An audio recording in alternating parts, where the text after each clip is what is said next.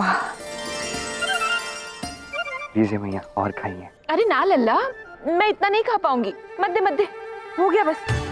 बालपन से अब तक आप ही मुझे खिलाती आई है ना, आज इतना बड़ा सौभाग्य मिला है आपको भोजन परोसने का, तो मुझसे मत छीनिए।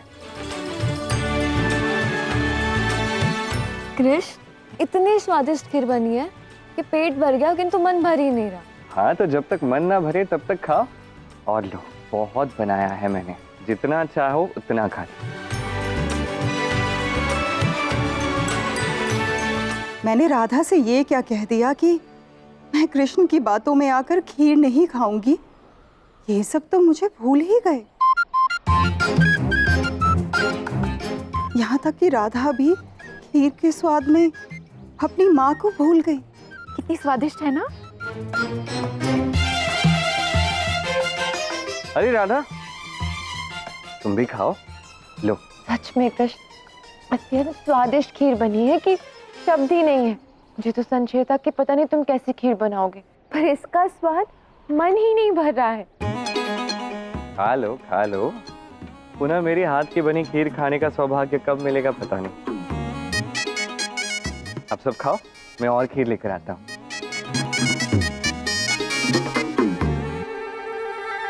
राधा, कीर्तिदा ने सत्य में खीर चखी भी नहीं? नहीं मैया, माँ तो अपना वचन निभा रही है। मैं तो अत्यंत प्रसन्न हूँ। अब कृष्ण को पता चलेगा कि माँ को मनाना इतना भी सरल नहीं है। हाँ,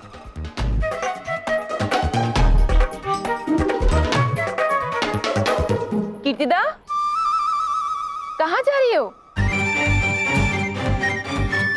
तुम्हें खीर नहीं खानी?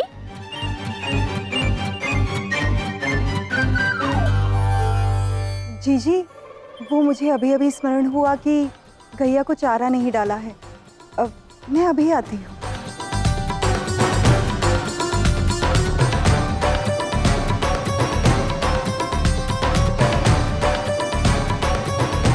कीर्तिदा काकी,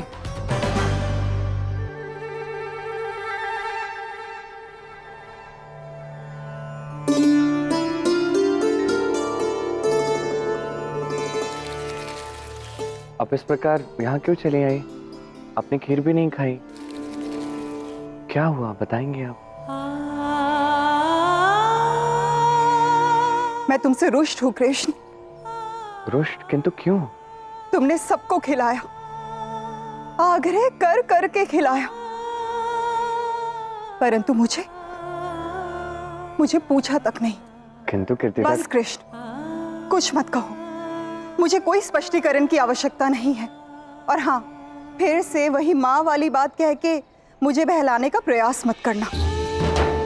किसी भी पुत्र को अपनी माता को निमंत्रण देने की आवश्यकता ही नहीं है। ये तो माता के प्रेम का अपमान हो जाएगा। अपनी मैया को तो तुम आग्रह कर करके खीर खिला चुके हो, और वैसे भी जब सबने खा ही लिया है और किसी को मेरी चिंता नहीं तो मैं क्यों खाऊं? आपसे किसने कहा कि सबने खा लिया है? क्यों? पूर्ण परिवार, पूरा गांव, अष्ट सखियां, सबने तो खा लिया है कृष्ण। कौन रह गया है?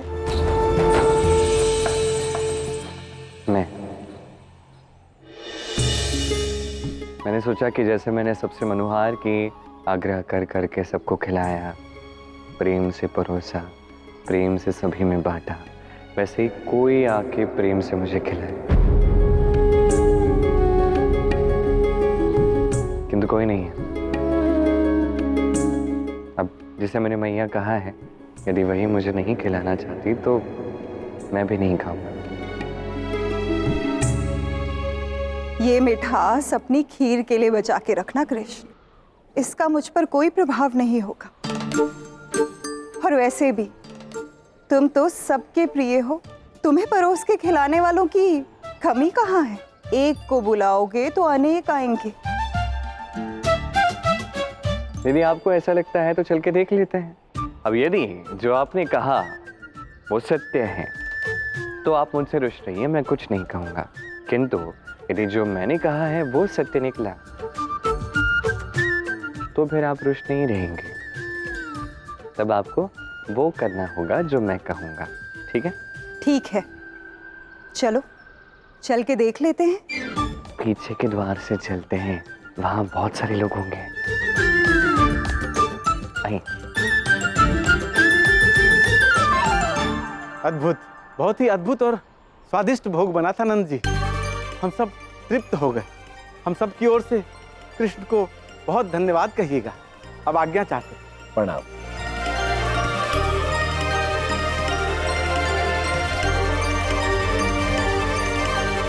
ऐसे तो कान्हा के बिना कभी भोजन नहीं करता मैं, किंतु आज जब से मुझे ज्ञात हुआ है कि कीर्तिदा काकी उसे सबक सिखाने वाली है, तब से मेरी भूख तो और तीव्र हो गई है। बेचारा कृष्ण, इतने प्रेम से माँ को प्रभावित करने के लिए उसने अपने हाथों से खीर बनाई, इतना परिश्रम किया, संपूर्ण गांव ने खाई, किंतु माँ ने चखी भी नहीं। किंतु काकी और कृष्ण कहाँ रह गए? कहीं दिखाई नहीं दे रहे। मुझे लगता है कि कीर्तिदा कान्हा से रुष्ट हो गई है और इसीलिए कान्हा कीर्तिदा को मनाने के लिए गया है। चलिए मैया, ये दृश्य तो देखने योग्य होगा, बहुत आनंद आएगा। चलिए। अच्छा, आप सभी जा रही हैं? ठीक है, फिर आप जाइए, मैं थोड़ी देर में आता हूँ। वो बहुत अधिक भोजन कर लिया ना तो। चलो चलो आओ। आहा, क्या स्वादिष्ट खीर थी।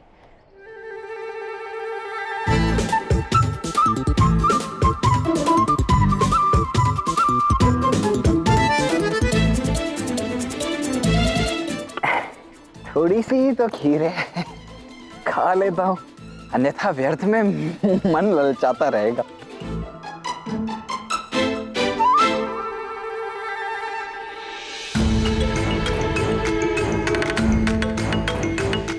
ये क्या है? सब कहाँ चले गए? मुझे लगता है कि सबका भोजन हो गया तो सब अपने अपने घर लौट गए।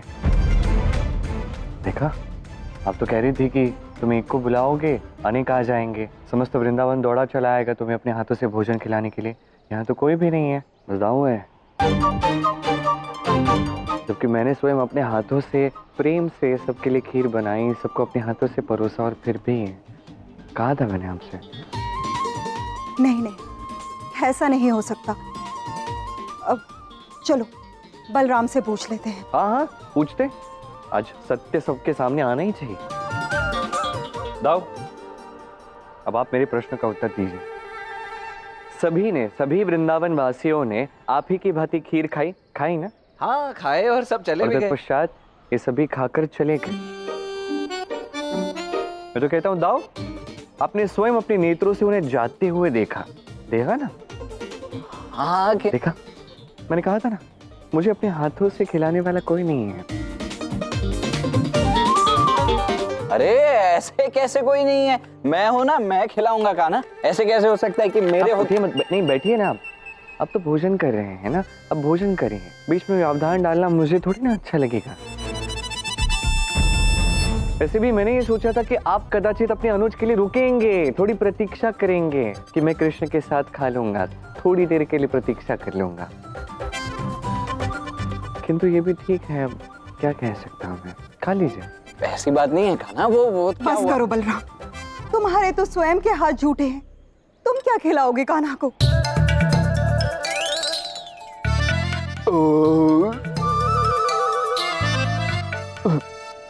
अद्भुत, एक और कृष्ण है जिसने सवेरे से कुछ नहीं खाया, तुम सबके लिए खीर बनाई, और एक और तुम हो जो यहाँ तृप्ति की डकार मार रहे हो।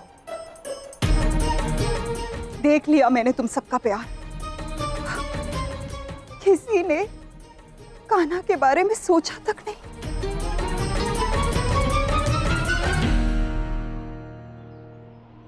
मैं तुम्हें खिलाऊंगी, अपने हाथों से खिलाऊंगी कृष्ण, क्योंकि तुम अब मेरे पुत्र हो।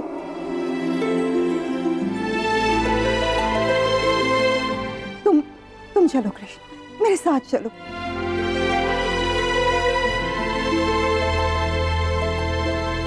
राधा और मैया कहाँ रह गई?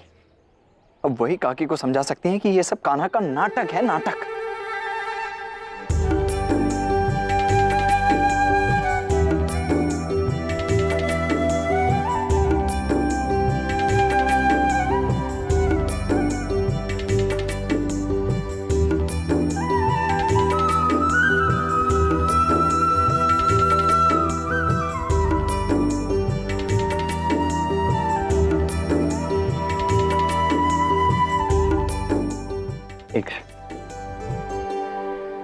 एक मांग है उसे भी आपको पूर्ण करना होगा। मैं भी स्वयं अपने हाथों से आपको खिलाऊंगा और आप मना नहीं करेंगे। आज तो मैं पूरे हक से खाऊंगी कान्हा, वो भी तुम्हारे हाथों से। मेरे पुत्र जो हो तुम अब से।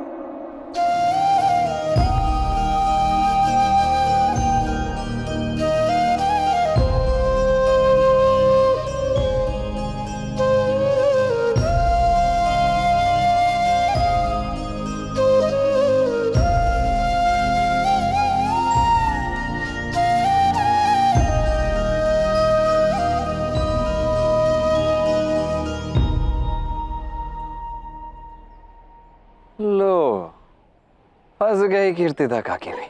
कान्हा ने अपनी मीठी खीर और मीठी मीठी बातों से पिघला ही दिया उनका हृदय। काकी, कीर्तिदा काकी और कृष्ण तो गौशाला में थे ही नहीं, कहाँ गए होंगे?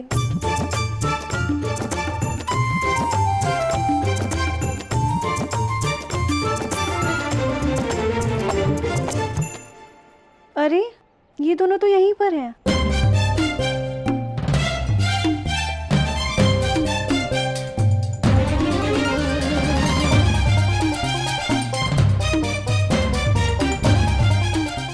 अरे वाह, बड़ा लाड प्यार हो रहा है कृष्ण का। माँ, आप ये खीर कैसे खा सकती है, वो भी कृष्ण के हाथों से? आपने तो कहा था कि तुम तो मौन ही रहो राधा। मैं तो देखना चाहती थी कि कृष्ण संबंधों को कितने प्रेम और सहजता से संभालता है। वो सबसे मिलजुल कर रह पाता है या नहीं रह पाता। आज मैंने सब कुछ अपनी आंखों से देख लिया और समझ भी लिया कि कैसे कृष्ण ने पूरे गांव को इतने आदर सत्कार से आमंत्रित किया, सबको इतने प्रेम से खीर खिलाई, स्वयं नहीं खाया, मेरे लिए रुका रहा। इन सब से कृष्ण ने आज ये सिद्ध कर दिया कि कृष्ण आप सब से कितना प्रेम करता है, वो संबंधों की मर्यादा और गहराई को कितना समझता है। किंतु आप सब आज इसमें विफल रहे।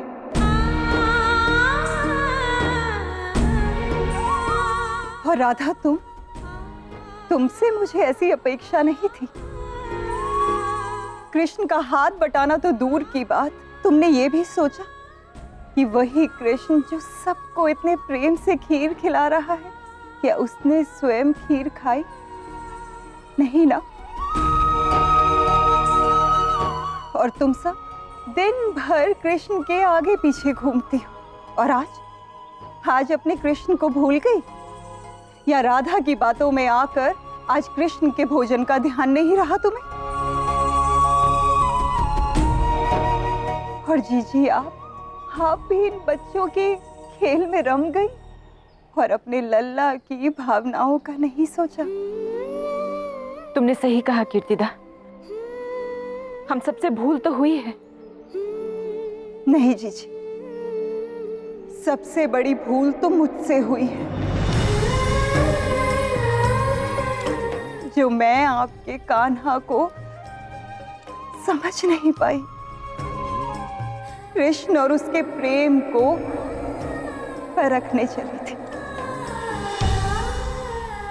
आज मैं सबके सामने घोषणा करती हूँ कि मेरी राधा के लिए कृष्ण पूर्ण रूप से योग्य है।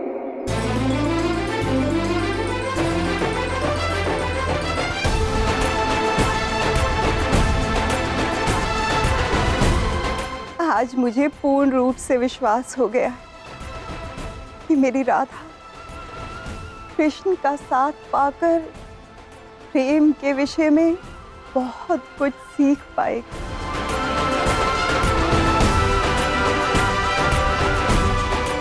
कृष्ण, तुम्हें ये संबंध स्वीकार है ना? अब मैं आपको मना कैसे कर सकता हूँ? आप कह रही हैं तो ठीक है। राधा, अरे मित्र, बधाई हो, अब तो हम समधी बनने वाले हैं। आपको भी ढेर सारी बधाई हो।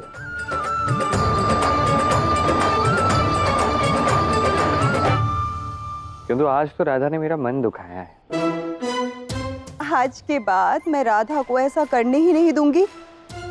बस आज के लिए उससे क्षमा कर दो कृष्ण। ठीक है, आप कह रही हैं तो क्षमा कर देता हूँ। वाह कृष्ण, स्वयं तो बड़े भले बन गए माँ की दृष्टि में और मुझे बुरा बना दिया। विवाह के बाद देखती हूँ मैं तुम्हें। अंततः कृष्ण ने कीर्तिदा को भी मना लिया है। पूरा परिवार राधा और कृष्ण के विवाह के लिए सज्ज है। ब्रह्मदेव ने स्वयं भी कह दिया है कि वो स्वयं राधा और कृष्ण का विवाह रचाएंगे। महादेव, क्या हम इस विवाह के लिए तैयारियां कर सकते हैं? हाँ गौरी, और अब केवल हम दोनों ही नहीं, अपितु समस्त देवी देवता भी इस विवाह की तैयारी करेंगे। मैं राधा के लिए अत्यंत प्रसन्न हूँ। वो सदैव से यही चाहती थी। अंततः वही हो रहा है जिसका स्वप्न राधा ने सदैव से देखा है। देखा मैया, कान्हा ने कैसे सबको अपनी मीठी मीठी बातों में फंसा दिया। सबके सब उसी के बोल बोल रहे हैं। तुझे क्या लगता है मैं अपने लल्ला को समझती नहीं? जानती हूँ ये सब इसी का खेल है, परंतु प्रसन्न मैं इस बात से हूँ कि इस खेल के पीछे की मंशा राधा और कान्हा दोनों की एक ही है।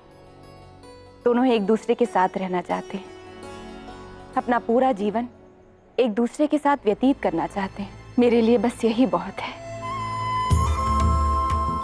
सत्य कहा मैया, इस बात की प्रसन्नता तो मुझे भी सबसे अधिक है।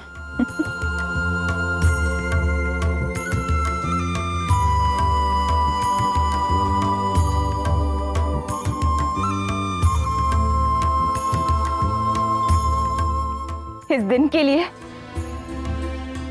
न जाने मैं कब से प्रतीक्षा कर रही थी, न जाने कब से इस दिन का स्वप्न देख रही थी, जो कि आज अंततः सत्य होने जा रहा है।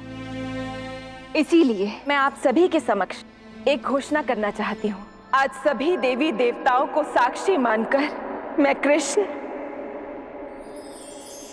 और राधा के विवाह की घोषणा करती हूँ। विवाह की घोषणा करती हूँ। विवाह की घोषणा करती हूँ।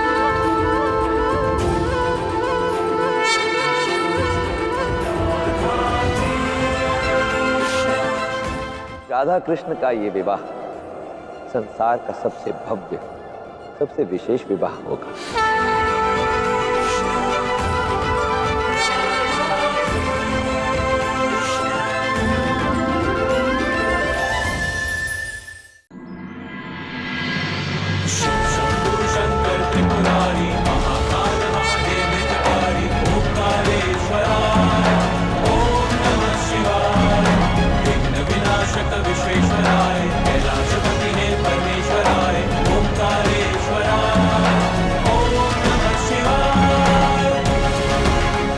आज मैं सबके सामने घोषणा करती हूँ कि मेरी राधा के लिए कृष्ण पूर्ण रूप से योग्य है।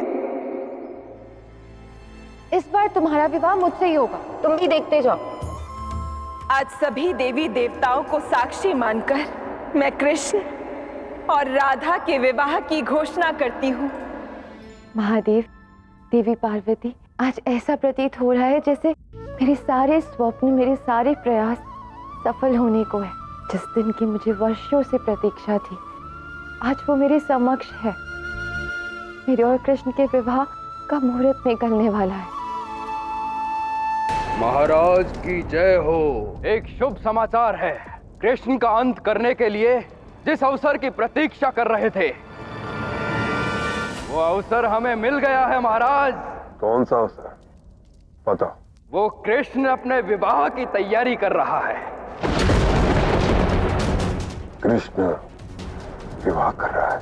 हाँ महाराज, करे वो कृष्ण विवाह की तैयारी, किंतु मैंने भी उसकी मृत्यु की तैयारी कर ली है। उसका अंत उसके विवाह के समय ही होगा और मैं उसका विवाह कदापि संपन्न नहीं होने दूंगा।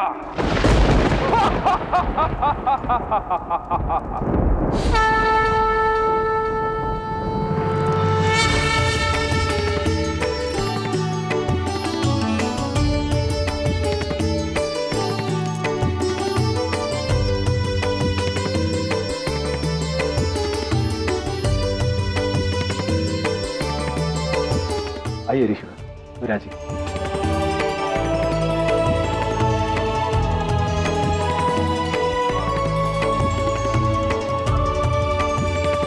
ऋषिवर, ये राधा और कान्हा के पंचांग।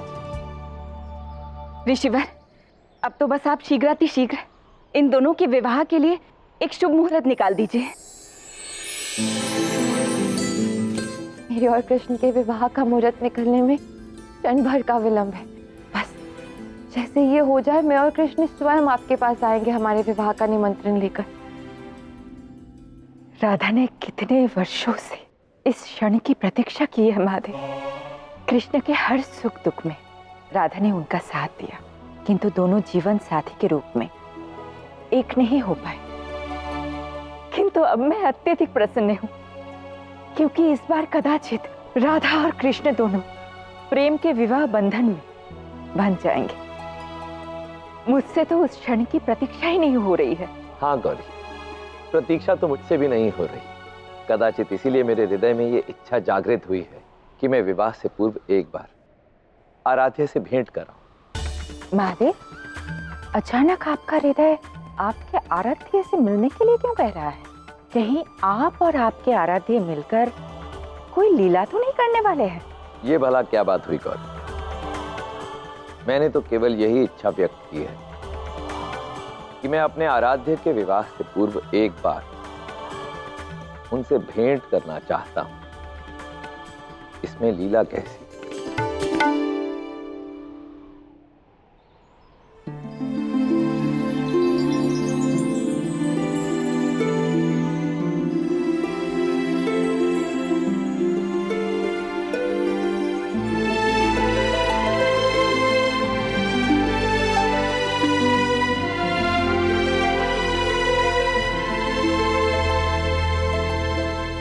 ऋषिवर, क्या बात है? कोई समस्या है? अभी तक जो भी मुहूर्त मैंने देखा है वो इस वर वधू एवं विवाह के उपयुक्त नहीं है।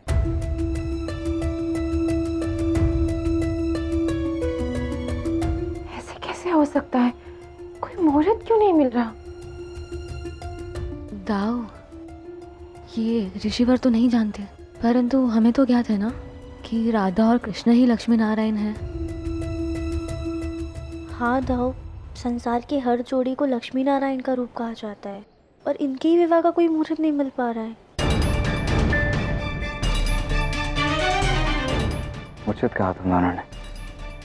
मैं भी यही सोच रहा हूँ कि ये सभी तो स्वयं ऋषि सांदीपनी के शिष्य हैं, और एक से बढ़कर एक ज्योतिष विद्या के महाज्ञानी, फिर भी एक मुहूर्त की तिथि नहीं निकाल पा रहे।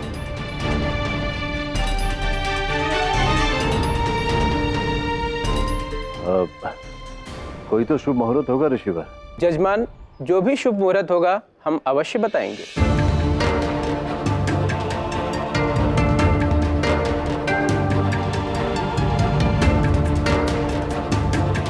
नहीं, ये भी उचित नहीं है।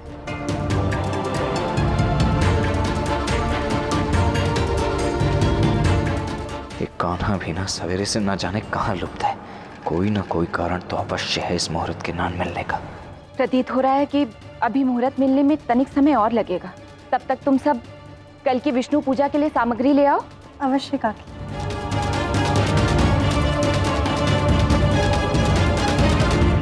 मैं कृष्ण का विवाह कदापि संपन्न नहीं होने दूंगा।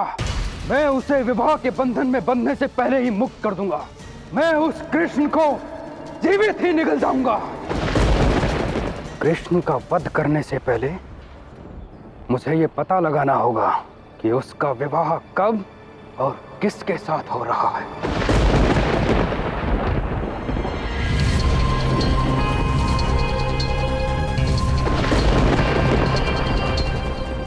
तनिक मैं भी तो देखूं कि वृंदावन में कृष्ण के विवाह की क्या तैयारियां चल रही है।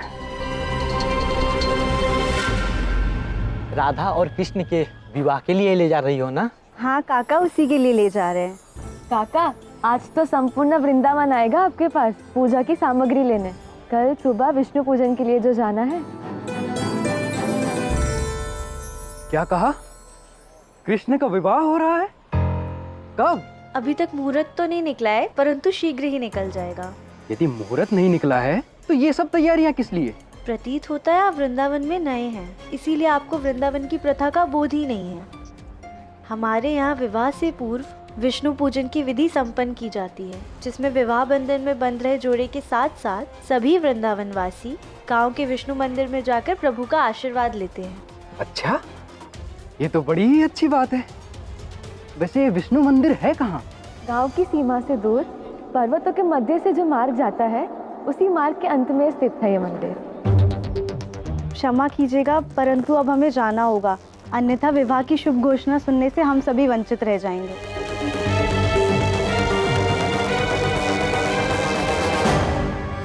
जाओ सखियो, जाओ। कल ना तो उस मंदिर में वो कृष्ण पहुंचेगा और ना ही कोई अन्य वृंदावन वासी। आराध्य,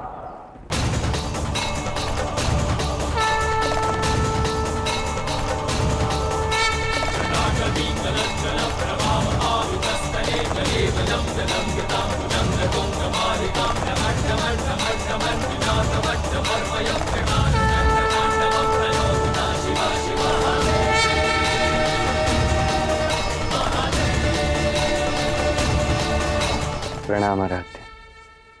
प्रणाम आराध्य। क्या हुआ आराध्य, आप चिंतित लग रहे हैं? चिंतित नहीं, बस आप ही की प्रतीक्षा कर रहा था। मुझे विश्वास था कि आप मुझसे मिलने अवश्य आएंगे। मैं कैसे ना आता आराध्य, मैं आपकी मनस्थिति से भली भांति परिचित हूं। मैं जानता हूं कि आप इस समय उस वचन के विषय में सोच रहे हैं जो आपने इसी स्थान पर दिया था, राधा को। बहुत मनमानी की है ना तुमने? इस बार तुम्हें मेरी प्रत्येक बात माननी होगी। वचन देता, तुम्हारी हर बात मानूंगा, तुम्हारी हर बात स्वीकार है मुझे। मैं बस राधा को प्रसन्न देखना चाहता हूँ आराध्य। उसकी कही हर एक बात मैं मानना चाहता हूँ, किंतु अब ऐसा लग रहा है जैसे हम कहीं न कहीं नियति के विरुद्ध जा रहे हैं, और मैं नियति के विरुद्ध कैसे जा सकता हूँ? तो इसका अर्थ यह है कि मैं राधा को समझाने का हर संभव प्रयास करूंगा, किंतु अंततः वही होगा जो राधा चाहेगी। आराध्य, आपसे भला क्या छिपा है? आप तो भली भांति जानते हैं कि इस समय जो राधा आपके साथ है वो केवल आपकी सखी ही नहीं, अपितु देवी राधा है, और वो आपकी नियति में लिखे लेख से भली भांति परिचित है। मुझे पूर्ण विश्वास है आराध्य कि जो भी होगा शुभ ही होगा। आशा तो मुझे भी यही है आराध्य। अब देखते हैं क्या होता है। आपसे बात करके मन हल्का हो गया। आने के लिए बहुत बहुत धन्यवाद। अब मुझे आज्ञा दीजिए।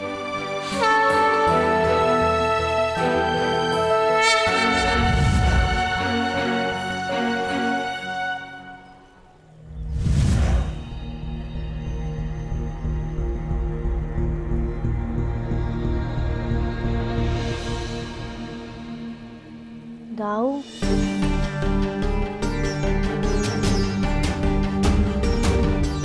ऋषिवर, कोई शुभ मुहूर्त मिला? राधा और कृष्ण की कुंडली का अध्ययन करके हमें ज्ञात हुआ है उनके विवाह का मुहूर्त तो कई वर्ष पहले ही बीत गया है। कृष्ण के बालपन में, उसके पश्चात उसके विवाह के लिए कोई भी शुभ तिथि नहीं है।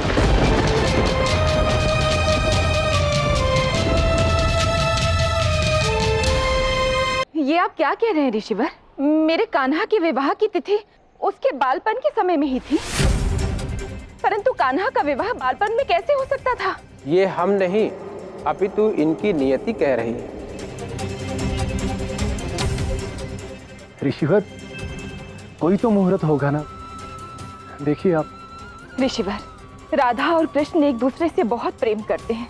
उनके इसी प्रेम के गठबंधन के लिए कृपया एक उचित मुहूर्त ढूंढ निकालिए। मैया सत्य कह रही है ऋषिवर। बताने का प्रयास करके देखिए, कोई तो मार्ग होगा, कोई तो मुहूर्त निकल आएगा। ठीक है, हम एक बार पुनः देखते हैं।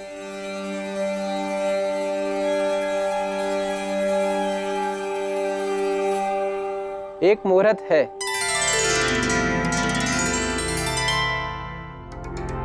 कौन सा मुहूर्त है ऋषिवर? आने वाली पूर्णिमा की तिथि। ये मुहूर्त मात्र कुछ ही दिनों बाद है, किंतु ये तिथि विवाह के लिए सबसे योग्य मुहूर्त नहीं है। केवल एक ऐसी तिथि है जब विवाह संपन्न हो सकता है। बस बस, हमें ये तिथि स्वीकार्य है। ऋषिगण, आप सबका बहुत बहुत धन्यवाद। बलराम, सर्वप्रथम सभी ऋषिगण का मुंह मीठा कराओ। जी मैया। कीर्तिदा, बधाई हो। चलो, सबसे योग्य ना सही किंतु शुभ मुहूर्त तो निकला। अन्य सब तो मैं संभाल लूंगी। मैं ये शुभ समाचार जाकर कृष्ण को देकर आती हूँ।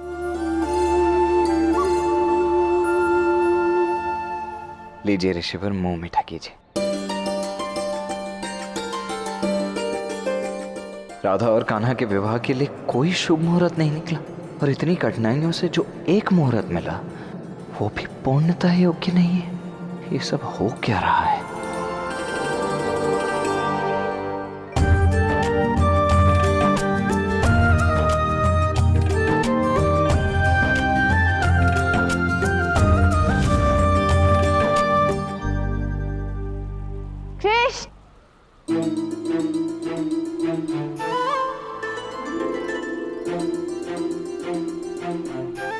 क्या हुआ कृष्ण? तुम्हारे मुख पर ये उदासी क्यों? और सबसे दूर यहाँ अकेले क्यों खड़े हो? बात ही कुछ ऐसी है राधे।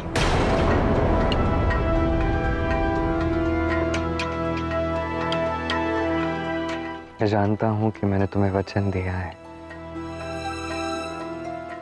कि मैं तुम्हारी हर एक बात मानूंगा।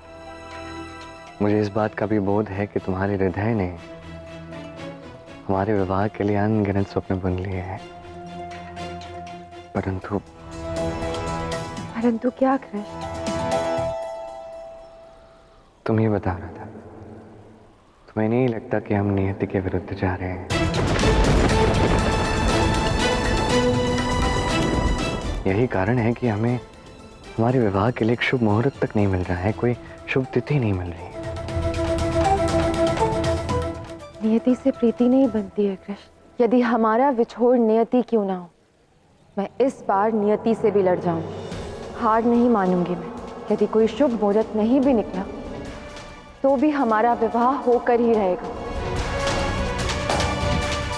तुम ये बात जानती हो कि हम नियति के विरुद्ध जा रहे हैं, तब भी तुम आगे बढ़ रही हो। अब इसके आगे मैं और कुछ नहीं कह सकता राधे। ऋषियों ने जो तिथि निकाली है वो भी श्रेष्ठ तिथि नहीं है। बस एक निवेदन है तुमसे कि पुनः एक बार विचार कर लो, तत्पश्चात जो भी तुम चाहोगी वही होगा। किंतु यदि हम नियति के विरुद्ध जाते हैं तो उसका परिणाम सामने अवश्य आएगा।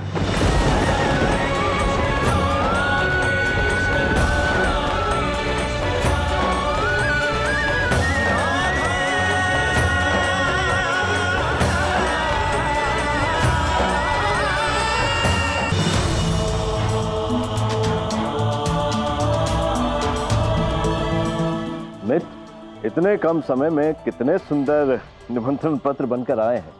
हाँ मित्र, सत्य कहा। और विवाह में दिन ही कितने शेष रह गए।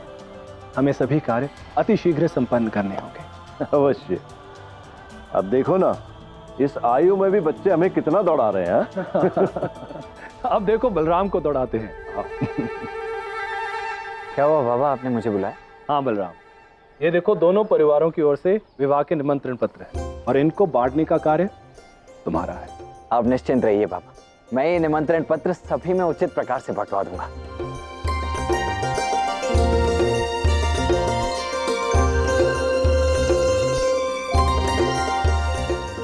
मित्र, बरसाना के उजड़ जाने के पश्चात ऐसा लगा था कि पुनः हमारा घर कभी नहीं बनेगा, किंतु आपने इसका एहसास कभी होने नहीं दिया हमें। कैसी बातें कर रहे हो मित्र? अब छोड़िए सब, अब तो हम समधी बनने वाले हैं। हाँ मित्र, और कदाचित नारायण की यही इच्छा है। बस अब तो उनसे यही प्रार्थना है कि इस विवाह में कोई विघ्न ना आए।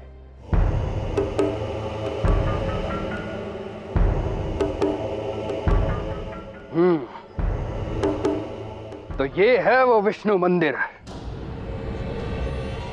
जगत के प्रिय नारायण, कल सवेरे वृंदावन के सभी वासी आपके दर्शन और आशीर्वाद के लिए यहाँ आने को उत्सुक हैं। उस राधा और कृष्ण का विवाह जो होने जा रहा है, परंतु मैं ऐसा कदापि नहीं होने दूंगा। अब वृंदावन वासियों को आप तक पहुंचने के लिए मेरे मध्य से होकर जाना होगा। एक नए बने पर्वत को पार करके जाना होगा। अब ना तो विष्णु का आशीर्वाद मिल पाएगा उस राधा और कृष्ण को, और ना ही उनका विवाह हो पाएगा। होगी तो केवल सभी वृंदावन वासियों की मृत्यु।